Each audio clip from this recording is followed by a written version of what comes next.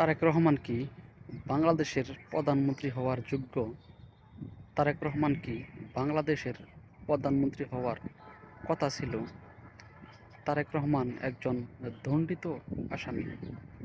আল্লাহ নিশ্চয়ই সীমা লঙ্ঘনকারীদেরকে পছন্দ করেন। যারাই সীমা লঙ্ঘন করছে তাদেরকে আল্লাহ ধ্বংস করে দিয়েছে। পৃথিবীতে অনেক দৃষ্টান্ত রয়েছে, বাংলাদেশেও অনেক দৃষ্টান্ত আছে। আল্লাহ বলছেন, ইন্নাল্লাহা মা সবিরিন। ও বান্দা, তোর উপর জুলুম হয়েছে, অত্যাচার হয়েছে, নির্যাতন হয়েছে, তুই ধৈর্য ধর। তুই ধৈর্য ধরতে ধরতে তোর ধৈর্য যখন আমার পছন্দ হয়ে যাবে, আমি ফেরেশতা পাঠিয়ে দিয়ে তোকে সহযোগিতা করব।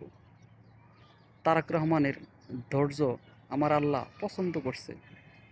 এই কারণে আল্লাহ তারেক রহমানের কে প্রধানমন্ত্রী বানিয়ে দিয়েছেন।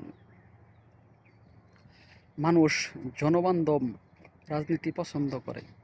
জনাব তারেক রহমান, আপনার বাবা এবং মা যে রাজনীতি করে গেছে, আমরা আশা করি আপনিও আপনার বাবা এবং মায়ের মতো রাজনীতি করবেন।